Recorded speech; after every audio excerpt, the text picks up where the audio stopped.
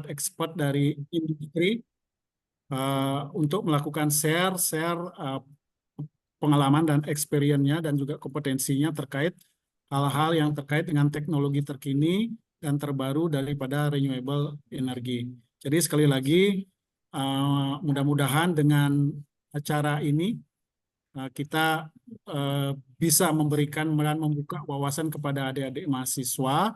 Uh, Utamanya sore ini kita mengambil tema yaitu sistem kontrol ya, sistem kontrol terhadap PV.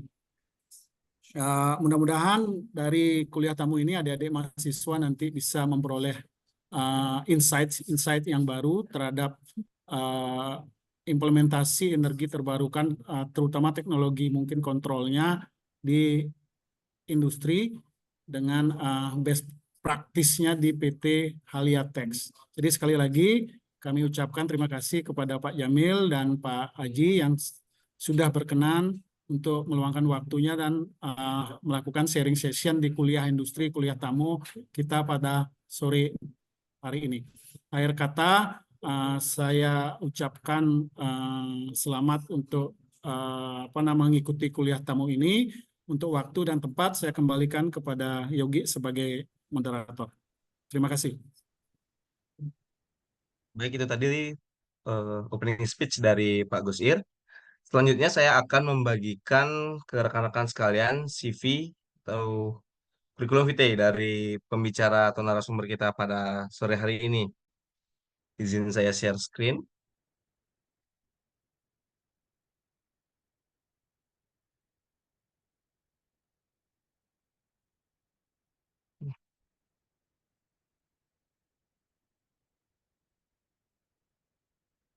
Ya, ya. Apa sudah terlihat?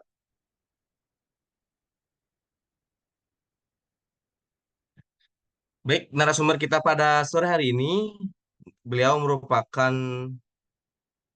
seorang technical marketing engineer dari PT Halia Teknologi Nusantara. Beliau bernama Muhammad Jamil. Memiliki pengalaman yang luar biasa, yaitu 2 tahun bekerja di LabVIEW Base System Integration, 3 tahun bekerja di Product Development covering Embedded System, IoT, Automation Industry, Vibration Analysis, dan lain-lain. 3 tahun bekerja sebagai pre-sales working with multiple leading test and measurement partners like NI, Tektronix, and Keysight. Ya, bahasa pemrograman yang beliau kuasai ada data acquisition, data reporting, mohon maaf, maksudnya test program dan software developmentnya. Wow, luar biasa ini. Ada data acquisition, data reporting, dan data analyst. Ada juga data management. Dengan expert program language-nya ada LabVIEW, Python, C++, C, dan SQL. Beliau merupakan associate degree electrical engineer di Industrial and Electronic Engineer di Politeknik Negeri Jakarta pada tahun 2019. Berikut juga terdapat sangat banyak technical experience beliau.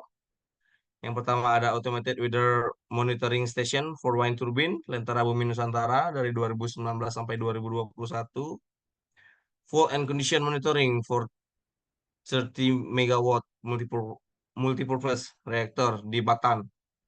Ada Smart Factory Monitoring, 2G, 3G, 4G Device Testing Report, Universal Vibration, Smart Factory, dan masih banyak lainnya. Itu dia sedikit dari kita untuk mengenal Bapak Muhammad Jamil sebagai narasumber kita pada sore hari ini. Untuk itu, mungkin bisa kita langsung mulai saja acara kuliah pada sore hari ini. Untuk Bapak Jamil dari Haliatek, kami persilahkan, Pak. Oke, makasih Pak. Oke, saya langsung share screen aja Pak ya.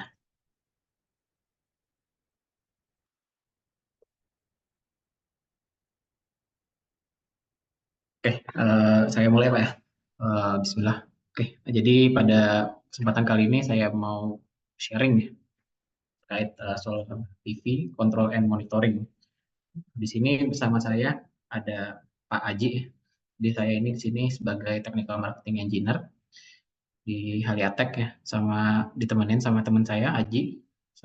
Beliau ini sales engineer. Kalau butuh apa-apa nih ada kontak saya, bisa langsung email atau WhatsApp. Terus untuk agenda hari ini, ya sedikit ada kenalan ya tentang Haliatek ya. Terus ada kita ke intro buat solar PV. Terus ada solar PV characterization, solar PV testing and simulation, ada battery test juga yang salah satu komponen dari solar PV itu. Terus ada solar PV control and monitoring. Oke, lanjut.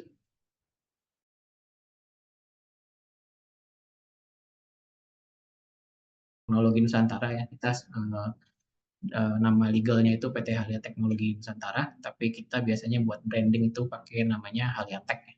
Jadi misalnya di LinkedIn atau di Facebook atau di web itu kita pakai namanya Haliatek.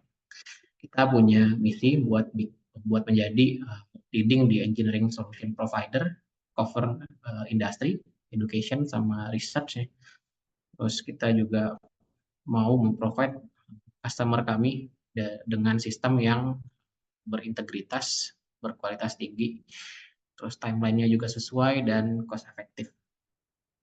Sebagai sistem integrator ya, kita sistem integrator dan juga distributor ya, kita punya banyak partner ya untuk mengcover beberapa macam kebutuhan dari customer atau rekan kami ya. Jadi kita ada partnership dari NI ya, National Instrument. Ini untuk sistem data akuisisi, sistem kontrol, DAC, instrumen, ini ada semua dari NI, terus ada juga dari Kunbas ya.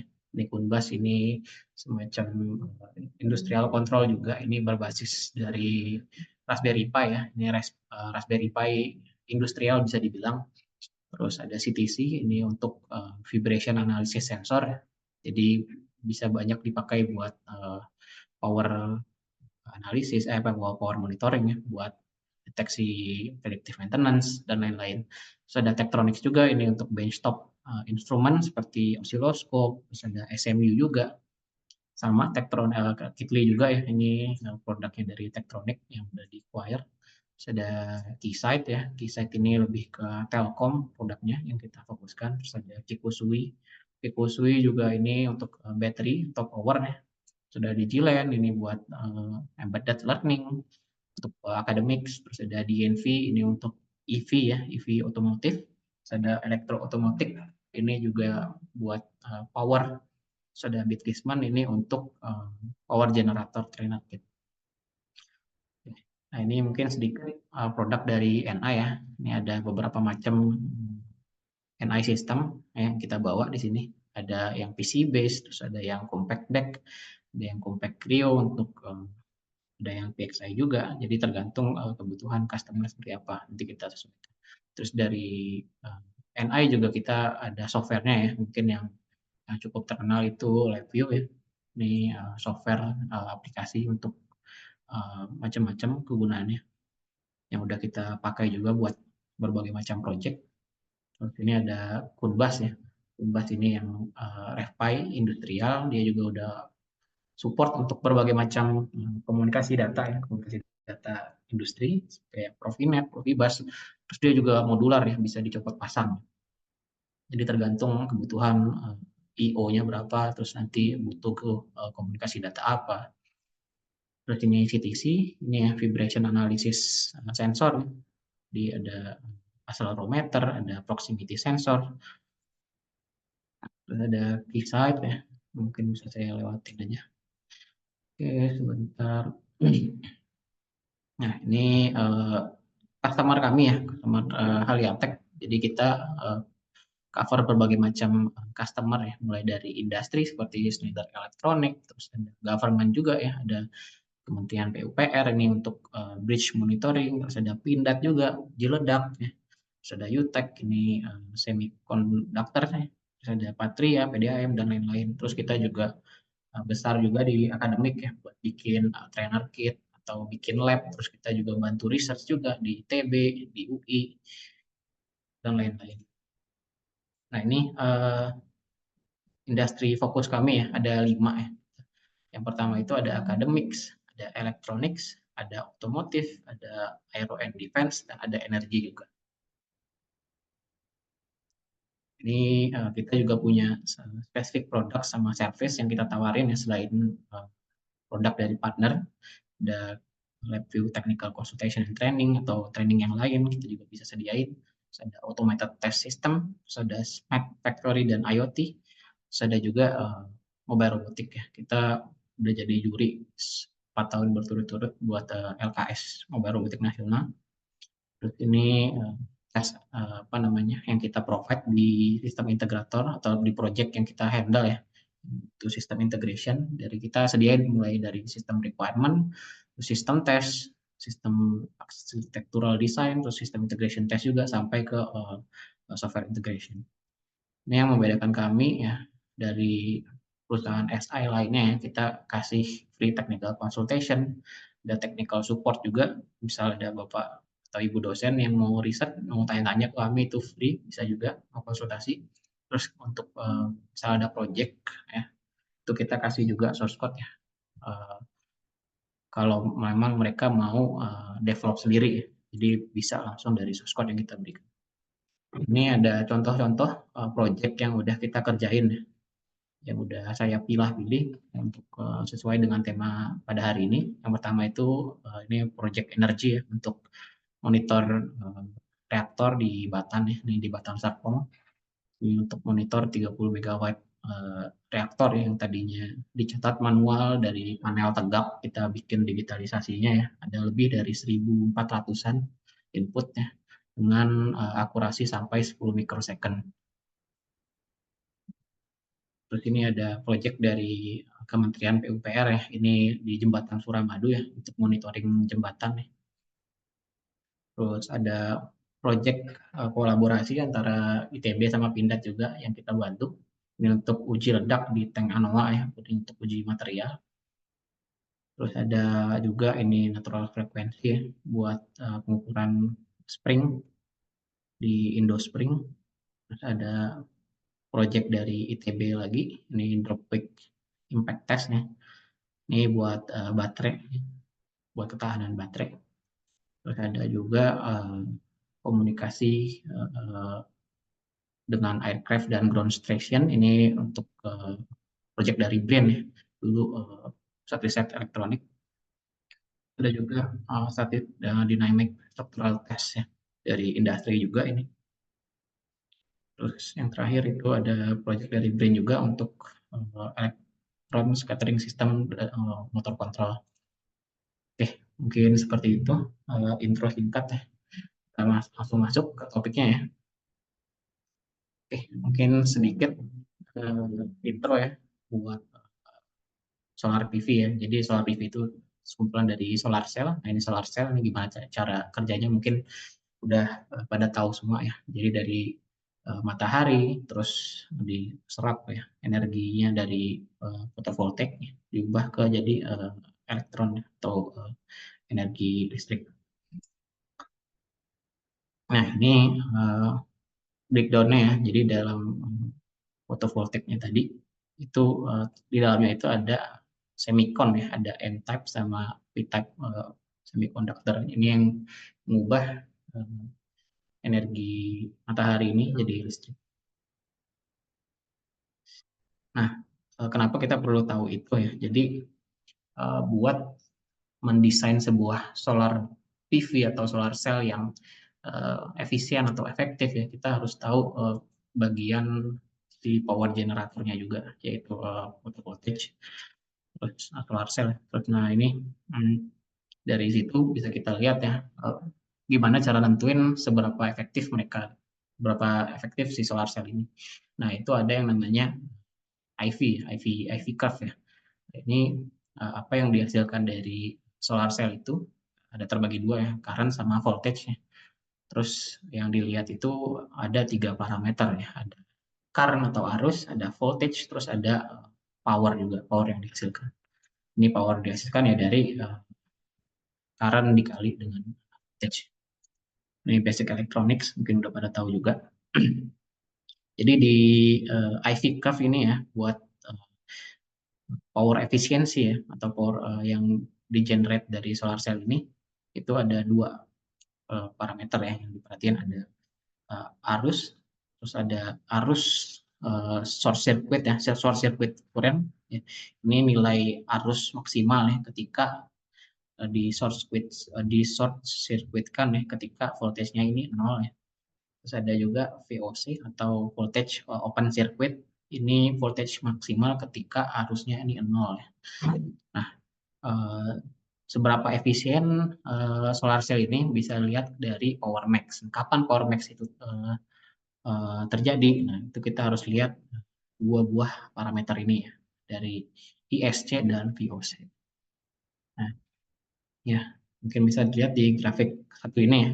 Jadi dari ISC ya, short circuit current sama open circuit voltage ya, itu diantara apa namanya, itu ada yang namanya maximum power voltage ya. Jadi untuk cari tahunya itu gimana, itu dari VMP dikali IMP ya. Nah, terus mungkin balik lagi ke gimana sih solar PV ini bekerja ya. Jadi dari energinya itu tertangkap ya, terus ditangkap, terus diubah jadi listrik. Ini di convert ya, ada namanya conversion circuit, ada energy storage ya, ini biasanya baterai, terus ke electric load ya. Electric load ini bisa alat-alat elektronik atau lainnya. Nah, gimana sih kita mengukur efektivitas dari sebuah solar cell ya? Gimana kita melakukan pengukuran terhadap short circuit current sama open circuit voltage. Nah, ini ada namanya characterization ya dari sebuah komponen. Nah, ini ya misalnya kita punya solar cell, solar cell ini ada di bawah komponen under test ya di sini. Terus kita masukkan ke dalam sebuah SMU ya. SMU ini adalah instrumen untuk mengalirkan sebuah voltage atau current dan juga mengukur tegangan atau arus. Jadi ini sebuah instrumen ya, sebuah instrumen alat ukur yang bisa apa namanya mengukur si Pmax tadi. Jadi setelah diukur ini bisa kita lihat nih apa namanya loadnya ini berapa gitu, terus efisiensinya kayak gimana terhadap voltase yang diberikan. Nah, ini kenapa pakai SMU ya? Kenapa pakai SMU? Karena dia bisa supply voltage ya. Jadi bisa lihat Emax atau arus maksimal ya dari voltage yang diberikan, terus bisa juga melihat voltage maksimal dari arus yang diberikan. Terus dia selain bisa supply, bisa langsung sekalian mengukur ya. Oke.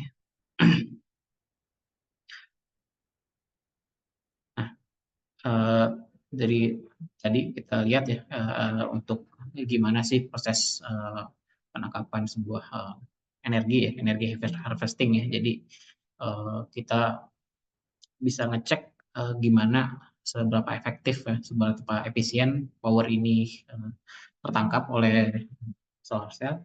Terus nanti juga perlu apa namanya memodelkan electronic load-nya ya, yang bisa kita lihat lagi di sebelah sini ya, electronic load ya. Ini bisa ke baterai atau ke apa namanya komponen elektronik. Bisa juga kita cek ya, apa namanya power consumption ya. Oke, mungkin sebagai gambaran ya kita kasih lihat sedikit video demo gimana sih cara mengukur sebuah karakteristik dari arus dan voltase pada solar cell. Ini di sini saya kebetulan punya SMU-nya, kita punya SMU-nya untuk mengukur si solar cell. Ya, gimana? Oh, ini ada yang open mic. Oke, lanjut ya kalau gitu. Jadi di sini udah ada DUT-nya ya. DUT-nya ini device under test, yaitu solar cell itu sendiri. Terus nanti ada kalian jangan lupa share juga ya. Gimana Pak? Apa namanya? ini ada pertanyaan atau enggak? Di Jong absen. Oke, lanjut lagi. Ya, jadi nanti dari SMU ini akan supply sebuah voltage ya. Terus nanti secara langsung bakal mengukur sebuah arusnya ya. Ya, ini ada 4 buah kabel ya. Sebenarnya ada 2 metode sih buat melakukan pengukuran IV curve ini ya. Bisa menggunakan 4 kabel atau menggunakan 2 kabel ya. Bedanya apa? Mungkin ada yang bisa jawab. Jadi kalau di SMU ini ada 2 mode yang saya sebutin tadi ya, ada 4 wire atau 2 wire. Kalau 2 wire ini dia itu supply dan measure atau mengukur dengan kabel yang sama ya. Kalau 4 wire ini, 4 wire measurement ini dia bakal supply dengan measure dengan kabel yang berbeda ya. Jadi misalnya bentar, saya kan laser pointer ya. Jadi di sini ada apa namanya? Ada port ya, port 1 misalnya di sini untuk ini untuk supply voltase, terus yang port yang satu lagi ini untuk pengukuran. Nah, kalau misalnya untuk 2 kabel itu dia mengukur dan mensuplai itu dalam satu kabel, dalam satu sirkuit. Oke, mungkin langsung aja kita lihat di sini ya, ada video demo.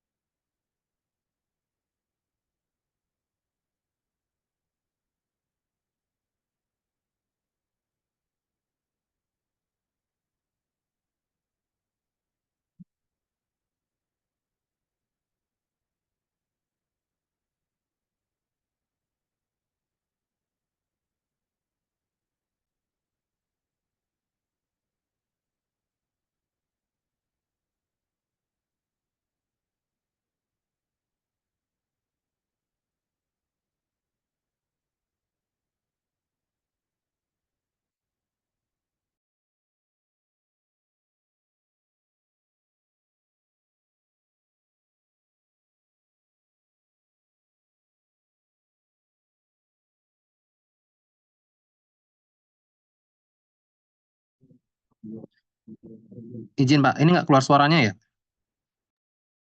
Oh, sebentar, sebentar.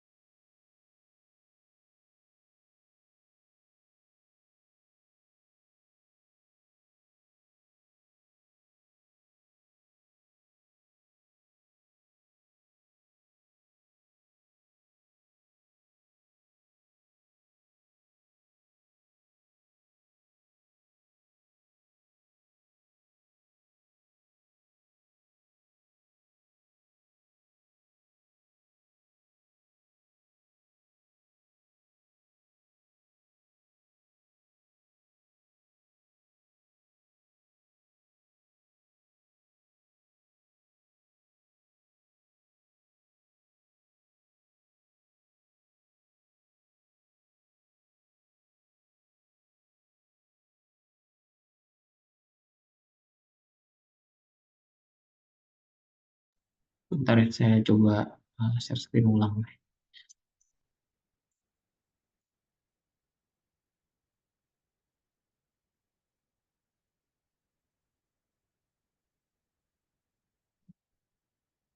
Ini aneh sekali langsung ya videonya, yang masih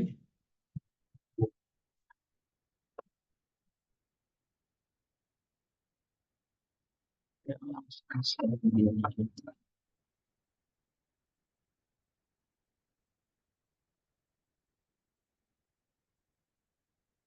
Ada suaranya nggak?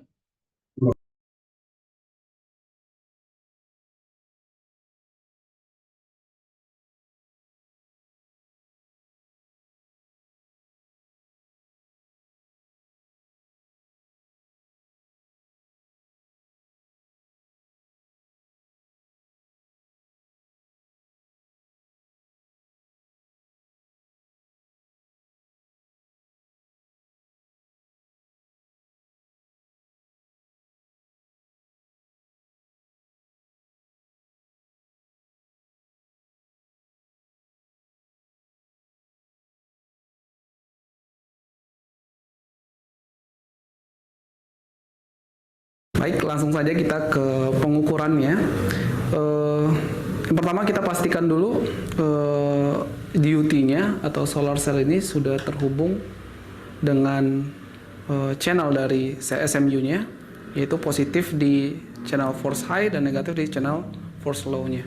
Ya, kita akan uji dua kondisi ya, dimana ketika solar cell ini terkena cahaya dan ketika dia tidak kena cahaya gitu ya. Kita akan lihat perbedaan dari grafik atau kurva IV-nya ya. Langsung saja kita masuk ke menu function ya. Setelah itu kita pilih ya. Di sini ada source voltage dan measure current ya, ini yang kita lakukan ya. Walaupun ada beberapa lainnya, cuman sementara kita lakukan yang ini saja ya, source voltage dan measure current. Kemudian teman-teman pergi ke menu ya. Kita lakukan konfigurasi dulu ya.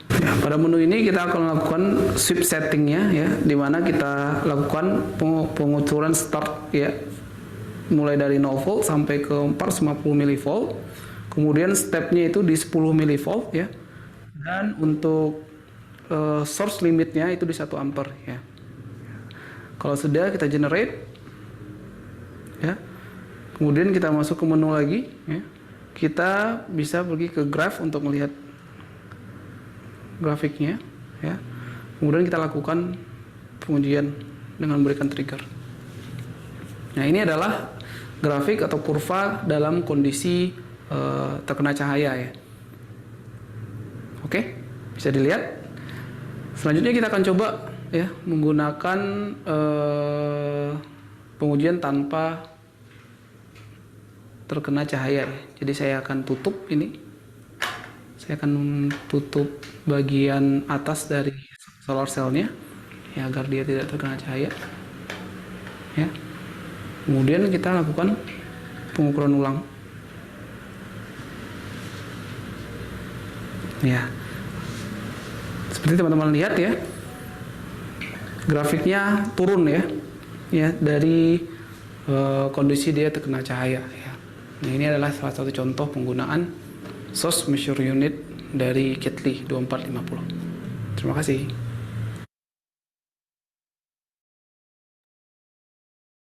Oke, kita lanjut lagi. Kita masuk ke solar PV testing and simulator. Mungkin sebelumnya ada pertanyaan atau mau digeser di akhir aja pertanyaannya. Takutnya mulai banyak yang lost ya dari materi yang dibawa. Saya Pak, Ya, gimana? permisi Pak, izin bertanya, apakah ini nanti dijelaskan juga nanti misalnya kita mau kontrolnya itu tuh misalnya berguna juga untuk misalnya di industri, di misalnya di pemasangan PVC, ataukah ini hanya untuk yang skala besar aja? Kalau yang skala kecil misalnya rumahan itu tuh nggak perlu, atau nanti dijelaskan juga misalnya skala rumahannya ada metodenya, terus skala besarnya ada metodenya. Itu saja Pak, mohon maaf. Oke, terima kasih. Ini pertanyaan yang bagus. Jadi sebenarnya untuk solar cell characterization itu ya, itu lebih ke tahap tahap research and development ya. Jadi belum ke tahap instalasi ya. Jadi sebelum sebelum kita deploy sebuah PV atau solar PV ini ya, kita harus tahu dulu nih seberapa efektif si solar cell itu sendiri. Kalau misalnya produknya udah jadi ya bisa aja sih sebenarnya. Tapi biasanya kalau untuk material characterization ini biasanya di fase research and development ya. Jadi ketika masih belum berbentuk solar PV. Tapi ya misalnya mau mengukur dari solar PV itu bisa juga sudah jadi solar PV. Kan produknya udah jadi. Jadi kalau misalnya udah jadi terus kita cek lagi ya seberapa efisien, ternyata nggak efisien ya. Berarti ada yang salah dengan produk development si PV ini. Mungkin seperti itu ya. Jadi Terima kasih banyak Pak. Oke. Ya, jadi sedikit penekanan kembali. Jadi kalau untuk material characterization ini ya biasanya dilakukan di tahap research and development, bukan ketika solar PV ini udah jadi. Oke, mungkin seperti itu ya. Mungkin bisa lanjut lagi kalau gitu. Nanti kalau misalnya ada pertanyaan mungkin di sesi atau di pergantian topik selanjutnya. Oke, mungkin dilanjut lagi ya. Sekarang kita ngomongin buat solar PV testing in simulator ya. Jadi ini masih belum masuk ke kontrol ya. Sebenarnya kenapa ya? Karena untuk topik testing ini dan simulator dan material riset itu sebenarnya itu jarang banget dibahas ya. Padahal itu adalah salah satu topik yang penting juga sebenarnya. Jadi apa namanya itu juga apa namanya topik yang penting lah buat dibahas. Oke, mungkin kita langsung masuk aja ya ke solar PV testing dan simulator ya. Oke, ini contohnya ya, contoh dari solar power plant ya. Jadi biasanya itu di industri atau di lapangan ya, di industri itu biasanya ada sebuah solar plant, yaitu terdapat dari PV array ya, PV array ini dalam solar cell. Terus apa namanya, ada banyak PV array-nya. Terus dari PV array ini masuk ke inverter, ya, terus masuk ke baterai, masuk ke grid, terus salurin ke transmission tower atau line ya. Ini bisa juga langsung ke apa namanya, ke load-nya ya. Misalnya dia punya load pabrik atau gimana ya, kayak gitu ya. Nah ini kenapa kita mau ngomong tes ya. Nah, kenapa sih tes itu kita omongin di sini dan kenapa tes itu penting. Jadi mungkin sedikit gambaran ya atau contoh ya. Jadi di industri itu ada yang namanya product recall ya. Product recall itu udah yang parah banget ya. Jadi sampai product recall itu berarti ada sebuah kesalahan di solar produknya atau di PV-nya gitu. Nah ini sebuah contoh aja ya. Sebenarnya kalau misalnya mau dicari solar PV recall itu juga banyak ya. Tapi di sini case-nya ini ke industri yang gede ya, LG yang lebih familiar. Jadi di sini ada apa namanya? Ada product recall dari LG Solar Storage Batteries ya. Ini baterainya, tapi solarnya juga harus karena ini sepaket nih. Terus ada dari industri lain juga ya, ini Gulf Energy, ini punyanya Australia kalau nggak salah. Terus ini ya yang ketika udah produk deployment ya, terus di recall ini bakal rugi banyak banget ke industrinya ya. Jadi ini yang udah fatal ya. Bisa jadi karena ini melewatkan atau ada step di tahap testing itu yang terlewatkan sampai ada failure atau product recall dari sebuah industri ini. Jadi kenapa penting testing ini penting ya? Karena ini bakal ngefek ke keuangan si industrinya ya. Terus brandnya juga jadi jelek ya. Terus nanti dari situ juga ngaruh ke pegawai dan segala macam. Ya, jadi kalau udah brand jelek itu biasanya susah buat kita recover lagi ya. Oke, nah ini salah satu parameter ya yang penting untuk solar PV ya, untuk di testing di solar PV ya. Jadi di testingnya ini ya, ada yang namanya power line voltage fluctuation ya. Apa namanya, khususnya di kawasan industri ya. Jadi udah tahu kan ya apa namanya voltage frekuensi. Biasanya kalau di Indonesia itu 50 Hz ya voltage frekuensinya. Nah, ini biasanya ada fluktuatif ya di industri ya. Jadi yang normalnya itu 50 Hz ya, bisa fluktuatif, misalnya bisa lebih kecil atau lebih gede gitu. Nah, di sini apa namanya fluktuatif ini itu sangat dihindari ya. Kenapa? Karena di electrical device, elektronik itu biasanya ada batas toleransi ya. Jadi toleransinya itu biasanya plus minus mulai dari 20% sampai 5%. Dia tergantung sama seberapa bagus juga sih elektronik ini. Tapi tetap ada apa namanya ada batas toleransi.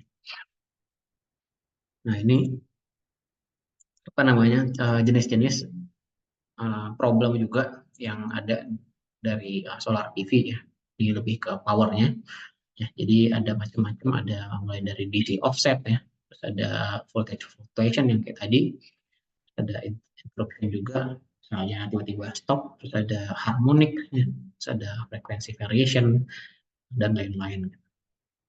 Jadi macam-macam ini apa namanya problem yang ada di lapangan. Apa namanya? Apa sih efeknya ke power grid apa namanya dari si solar tadi ya, dari supply tadi. Ini seperti yang sebelumnya, jadi bakal menghasilkan damage atau kerusakan di elektronik ya. Terus ada bisa malfungsi juga nih di macam-macam. Jadi selain ini juga apa namanya? Ini jadi yang perlu dihatiin ekstra lah ya, sebelum ke produksi.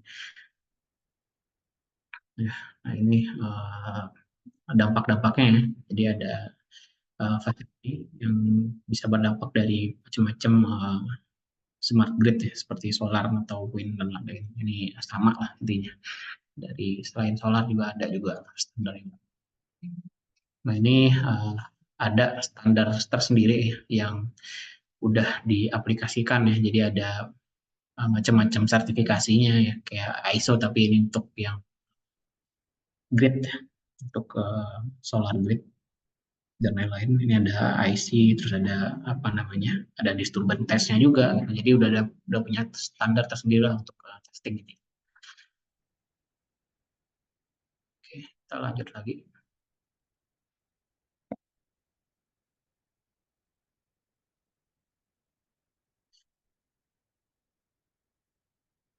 Nah, ini contoh dari testing ya buat solar power plant ya. Jadi misalnya ada supply ya dari distributed energy resource, ini bisa macam-macam ya, solar PV array tadi ini termasuk. Terus ada testing grid inverter ya, ini buat simulasi inverter.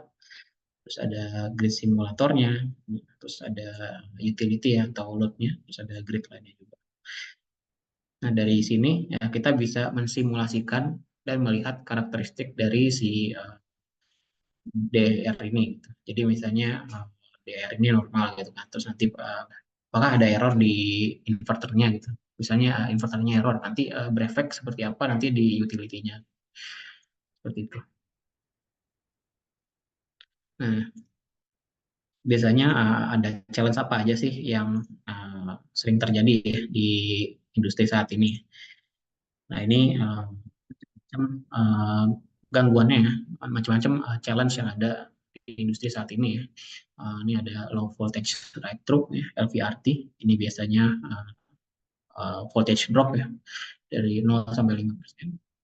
Terus buat simulasi atau buat apa namanya testing itu juga susah ya, buat mensimulasi errornya ini kayak gimana, terus apa efeknya ke load, apa ke efeknya ke sistem yang lain gitu ya, masih jarang. Terus program engineer-nya juga jarang ya, karena ini topik yang tidak umum juga dan jarang yang paham untuk hal pentingan ini. Terus ada time to market juga. Jadi testing ini sebenarnya apa namanya banyak dilewati karena agak susah juga buat ngetesnya, terus ngereplikat sebuah error ya dari si solar array ini misalnya. Nah ini konsiderasi yang penting ya ketika kita mau mendesain sebuah test system buat si solar ini, utamanya di grid simulation. Ini regenerative power ya, ini penting juga. Sudah perlu modular ya, jadi bisa dicopot pasang atau disesuaikan sama sistem yang kita punya. Sudah power density, terus ada voltage range-nya juga, terus ada high performance dan fleksibel. Jadi di sini mungkin sedikit info terkait produk dari kami punya ya. Jadi ada regenerative grid simulator ya. Ini bisa buat grid simulator yang dari mention sebelumnya ya. Ada microgrid, terus ada bisa buat P2G, terus ada onboard charger ya. Jadi ini bisa dipakai di banyak aplikasi. Terus ada juga grid simulator buat apa namanya? Buat replikat apa error yang atau disturbance yang tadi saya sebutin di awal, dari harmonics, terus ada immunity, ada yang udah imbalance, tegangan voltage imbalance dan lain-lain. Nah, ini mungkin sedikit contoh ya kenapa regenerative power itu penting ya. Jadi mungkin sebelumnya belum familiar dengan regenerative power. Ini misalnya ada supply power dari utility tower ya. Terus dari power source ini kita pakai ke UUT. UUT ini maksudnya ke electronic loads ya. Misalnya kita pakai buat kebutuhan elektronik di sebuah industri ya. Nah, ini dari sini biasanya itu ada yang namanya kelebihan power ya, ada power terbuang lah intinya dari si UT ini. Nah, regenerative grid simulator ini atau regenerative power supply bisa biasanya ya. Terus ini tuh bisa mengkonvert kelebihan itu tadi energi yang terbuang itu menjadi energi yang bisa dipakai. Jadi energi yang udah di-convert tadi buat dipakai ulang, dibalikin lagi ke si power source atau ke baterai. Jadi ini bisa dijual lah istilahnya, dijual ke PLN kalau di sini. Atau bisa dipakai ulang buat menghemat daya. Nah, ini di sini contoh user case-nya ya. Jadi misalnya dari supply dari 1,5 kW ya, ini bisa hemat sampai $17.000 per tahun ya. Kalau dihitungkan 22 sen ya per kilowatnya. Dia cukup menghemat duit dan juga energi lah intinya. Oke, mungkin seperti itu. Oke, nah, jadi selain ada grid testing atau solar PV testing ya, ada yang namanya juga battery testing ya, karena battery testing ini pasti dipakai buat solar power plant ya. Oke, kita masuk. Nah, ini sebenarnya banyak juga challenge untuk battery testing ini ya. Jadi mulai dari buat ngereplikasi lingkungannya ya. Jadi baterai ini sangat bergantung sama lingkungan juga ya. Jadi misalnya dia itu panas atau kayak gimana itu juga berpengaruh ya. Terus voltage errornya atau segala macam ya. Itu juga bisa mempengaruhi dari baterai storage-nya ini. Nah, di sini ada namanya battery test system ya dari NI ya. Jadi ini modular ya. Jadi misalnya kita bisa menyesuaikan sama power plant yang kita punya, mulai dari research atau lab sampai ke gigafactory ya. Ini udah support juga. Ya, jadi di sini ada contoh sistemnya ya. Jadi ada environmental chamber ya. Jadi ini bakal nyesuaiin lingkungan yang ada di battery grid-nya. Terus ada DUT-nya ini si baterai ya. Terus ada baterai cycler-nya, terus ada measurement rack ya, dan lain-lain. Nah, ini kelebihannya ya, kenapa dari NI ini kita pakai ya, karena dia itu modular ya, jadi menyesuaikan dengan power plant yang dipunya. Terus ini juga software centric ya. Terus safety-nya juga oke. High uptime juga ya, dan lebih modular. Oke. Terus ini juga selain itu ya, ini juga karena software optimize ya buat si baterai testnya ini. Jadi gampang ya, misalnya mau ngecek output dari si power plant ya. Terus gimana bisa efisien yang data storage-nya ya. Terus, ini udah ada terhubung sama si NI punya software. Nah, jadi udah input dengan sistem tesnya juga. Dari mulai desain, validation sampai ke production. Oke, mungkin kita masuk ke mungkin sedikit dari solar array test dan battery test. Ini memang topiknya yang jarang dibahas dan jarang diketahui juga. Mungkin pelan-pelan nanti kita coba bahas lebih spesifik lagi di lain waktu ya. Oke, kita sekarang masuk ya ke solar array control dan monitoring ya. Jadi sebelum kita membuat sebuah sistem kontrol dan monitoring ya, kita harus tahu dulu nih apa yang kita monitoring ya. Ini parameternya yang penting itu sebenarnya udah kita bahas di awal tadi ya. Ketika kita mau uji karakteristik atau koefisien dari sebuah solar cell ya, itu sama. Jadi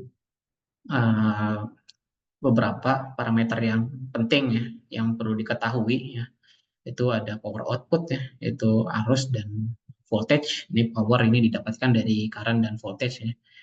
Power max, terus ada solar irradiance, ini sinar mataharinya ya, terus ada temperatur juga ya. Jadi ketiga parameter ini penting buat kita monitor dan kontrol ya. Gimana caranya? Ini saya udah siapkan ya sebuah sistem overview ya. Misalnya kita mau buat sistem kontrol dan monitoringnya ya. Jadi ada solar array ya yang kita monitor. Kita perlu install ya tiap-tiap si solar, bisa di tiap-tiap di solar PV atau di satu baris gitu ya. Misalnya array-nya ini, array itu maksudnya sekumpulan dari si solar PV ya. Jadi ada satu baris misalnya isinya 100 PV gitu dijejerin gitu. Terus bisa sampling aja, meletakkan sensornya misalnya di tengah atau di samping atau di tiap-tiap itu, tapi bakal lebih mahal cost buat controller dan sensornya nanti karena butuh banyak input. Terus ada environmental sensornya ya, tadi ya, seperti sebelum saya jelasin ada irradiance sama temperatur. Ya.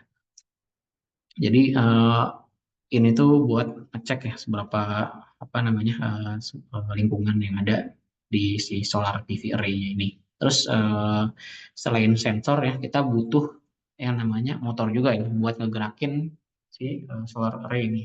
Jadi sebenarnya ada beberapa macam tipe solar array. Ada yang dia tuh yang statik ya. Jadi kalau statik ya udah berarti dia itu diam aja nih si solar array-nya gitu. Ada yang gerak ngikutin pergerakan matahari, azimut maksudnya. Dia tuh dari terbit sampai terbenam. Terus ada juga yang dua aksis gitu. Ada yang satu aksis tuh geraknya cuma tilting doang gitu, yang ke atas atau ya kayak gitulah intinya. Terus ada yang dua juga gitu. Misalnya dia itu bisa gerak ke lebih tinggi atau lebih rendah gitu kan. Ada dua aksis intinya. Ada satu buat ngegerakin si solar PV array. Terus untuk kontrolnya sendiri ya ini sebenarnya fleksibel ya, bisa pakai yang mana aja, tapi di sini saya coba buat untuk pakai NIC Rio. Ini controller dari National Instrument ya. Ini udah support macam-macam input output, terus ini juga rugged ya, jadi tahan di kondisi power plant-nya. Terus ini juga real time dan support FPGA ya. Jadi misalnya butuh monitor yang butuh controller yang bisa ngebaca data yang cepat, itu penting juga sebenarnya buat ngumpulin data point ya, data point untuk melakukan kontrol. Nah, dari controller ini ngontrol ke motor itu ada yang namanya MPPT ya. MPPT ini gimana cara dapatnya? Ini seperti yang udah saya bahas di step yang di awal-awal. Jadi dari maksimum power itu dari current dan voltage. Maksimum power yang didapat dari maksimum current dan voltage yang terbaca. Nah, jadi dari sini bakal ngegerakin motornya sesuai ketika maksimum powernya ini terbaca dari si controller. Terus nanti di sini butuh juga alarm atau indikator ya buat status sistem ya. Terus ada dashboard juga buat monitor apakah itu seberapa besar energi yang dihasilkan ya. Atau apakah ada fault ya, ada error atau ada alarm yang diinstal di kontrol dan monitoring, ruangan kontrol dan monitoring. Nah, mungkin sedikit intro buat Compact Rio ini kayak gimana ya. Jadi Compact Rio ini modular controller ya. Jadi misalnya butuh beberapa input buat sensor ya. Sensornya misalnya ada banyak. Ini bisa pakai yang slotnya banyak gitu kan. Terus kita bisa masukin modul yang terinstall. Jadi misalnya butuh buat baca sensor arus dan tegangan. itu ini bisa kita copot nih apa namanya komponen yang ada di sini, modul pembacaannya ini itu bisa kita copot, terus kita ganti ke modul buat membaca sensor tegangan dan arus. Ini modular bisa dicopot pasang. Atau misalnya butuh yang lebih dikit gitu kan, skala rumahan. Tapi kalau skala rumahan dipakai buat ini bakal ini sih apa namanya overpower ya. Karena ini khususnya buat industri yang skala besar. Oke, mungkin seperti itu intro singkat buat Compact Rio-nya ya. Mungkin kita masuk ke contoh aplikasinya ya, yang ada yang udah terinstalasi di lapangan ya. Nah, contohnya ini di solar farm ya, di Australia ya. Ini dia tuh udah ada beberapa solar array yang cukup luas, ini sampai 123 megawatt yang bisa power lebih dari 36.000 rumah ya. Terus ini dia pakainya single axis ya, jadi cuma bisa tilting doang ya, jadi bisa ke atas atau ke belakang. Ini buat cek si solar trackernya. Terus ini juga mereka punya apa namanya sistem komunikasinya juga ya. Jadi dari controller yang tadi saya sebutin ya, itu udah terhubung dengan ruang kontrol atau monitoring. Ya, jadi ada SCADA sistemnya gitu ya. Jadi misalnya ada fault nih, misalnya di array berapa gitu kan, ada energinya nggak apa namanya nggak optimal gitu misalnya, itu bisa kelihatan gitu. Ini pentingnya apa namanya kita pasang sebuah controller ya, dedicated controller buat monitor apakah ada sistem yang faulty atau yang error ya, apakah ada sistem yang nggak optimal nih apa namanya solar farmingnya gitu. Oke, mungkin seperti itu ya. Dan kita langsung masuk ke Q&A.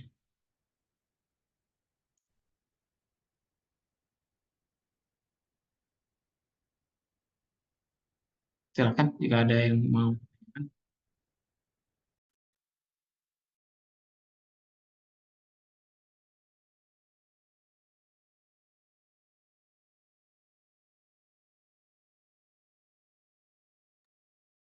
Iya, izin Pak.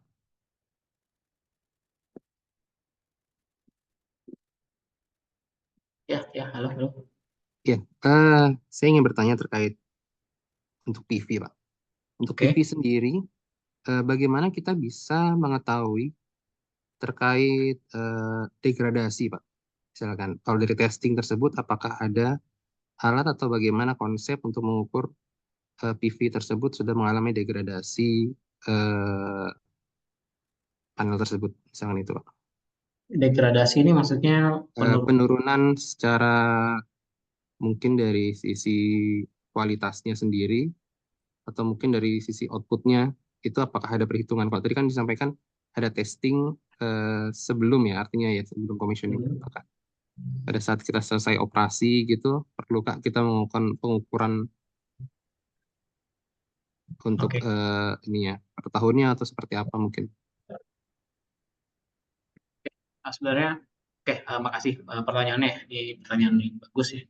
Jadi sebenarnya kalau apa namanya untuk PV sendiri ya, itu ada dua metode yang bisa kita cek ya buat cek apa namanya device life sih bahasanya itu apa ya, ya ya device life ya, bisa dibilang device life ya. Jadi ketika dia itu belum jadi produk ya, belum jadi produk yang udah di deploy gitu ya, kita bisa ngelakuin yang namanya tes until failure ya. Jadi itu biasanya bisa ngecek berapa lama si device ini sampai dia itu degradasi gitu. Itu yang pre-production ya, pre-deployment ya. Terus kalau untuk apa namanya, misalnya dia itu udah terdeploy gitu kan, udah terpasang di power plant ya, itu bisa juga apa namanya kita cek pakai predictive maintenance ya, remaining useful life apa sih namanya itu, RUL, yaitu jadi dari data point ya. Jadi ketika ada sebuah sistem monitoring yang tadi misalnya kayak gini, Nah, itu ada data point yang diambil nih. Jadi tiap eh, berapa menit atau tiap berapa detik itu bakal ngecek nih apa namanya berapa power yang dihasilkan di tiap-tiap PV array ya, atau PV individual PV-nya ya. Jadi ketika ada penurunan itu biasanya bisa diprediksi itu pakai yang namanya remaining useful life. Itu ada sebuah apa namanya metode buat predictive maintenance juga sebenarnya. Tapi bisa diaplikasikan di PV seperti itu.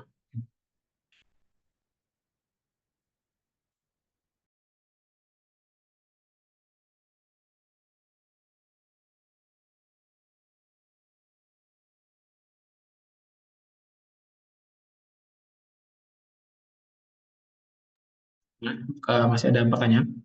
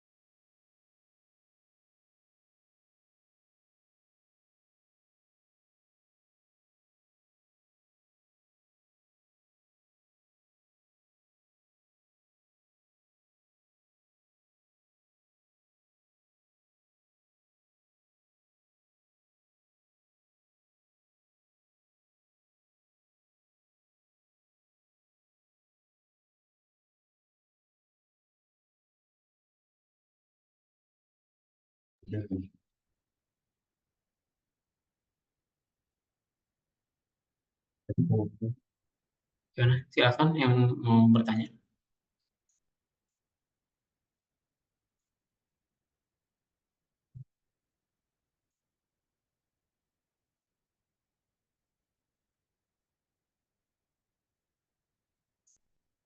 Ini kalau nggak ada yang nanya, saya nanya balik nih. Saya nanya ke audiens ya, mungkin ya.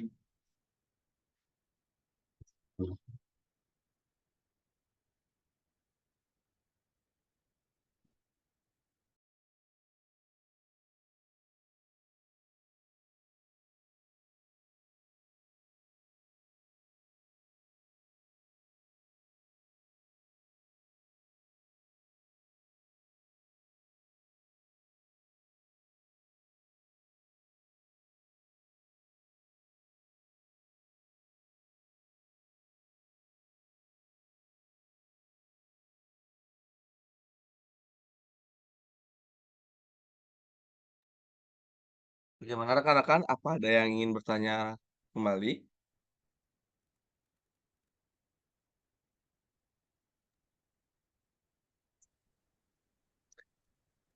Kami silakan juga untuk memberikan pertanyaannya pada kolom komentar atau kolom chat.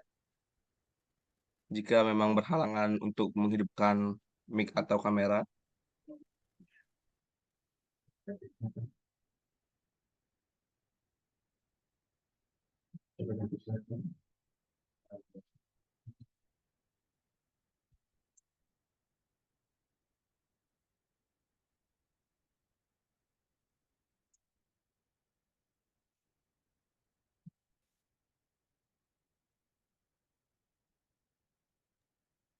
Untuk rekan-rekan sekalian diingatkan untuk mengisi link absensi yang sudah dikirim oleh Bapak Gus Ir pada kolom chat dan Bapak Aji.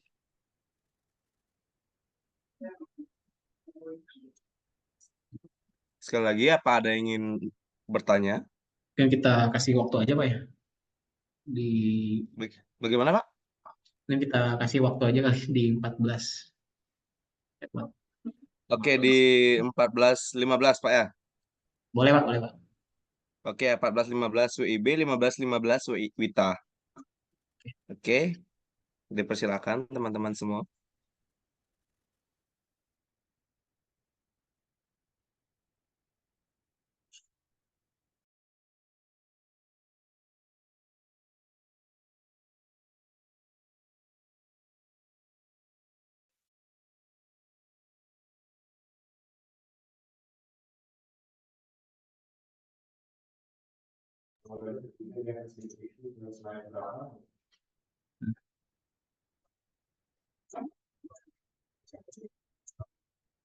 Hmm.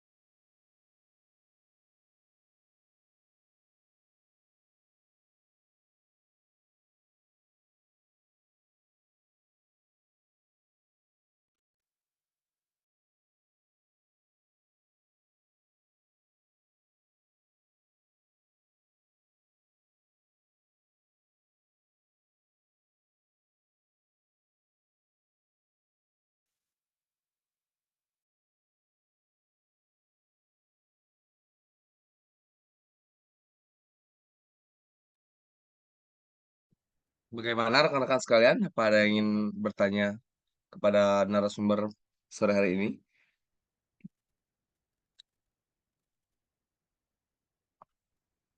Baik, mungkin sudah tidak ada, Pak Jamil, karena Oke, sudah pukul 15.15 Wita juga. ya, oke, mungkin sedikit tambahan Pak ya, mungkin ini karena Oke, terlalu spesifik topiknya ke solar control monitoring, mungkin nanti kalau oke. misalnya ada kesempatan lagi di lain waktu mungkin kita bisa juga ngomongin khusus buat embedded atau DAC, lebih ke sistem kontrol dan monitoringnya. Jadi nggak khusus buat solar. Kita udah beberapa Hmm. kali sih buat apa namanya, buat webinar kayak gitu.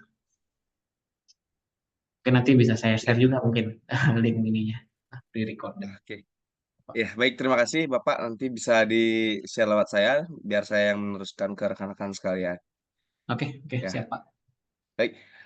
Itu saja kuliah tamu pada sore hari ini. Terima kasih Pak Jamil, terima kasih Pak Aji atas waktu dan kesempatan yang sudah diberikan dan materi-materinya. Terima kasih luar biasa.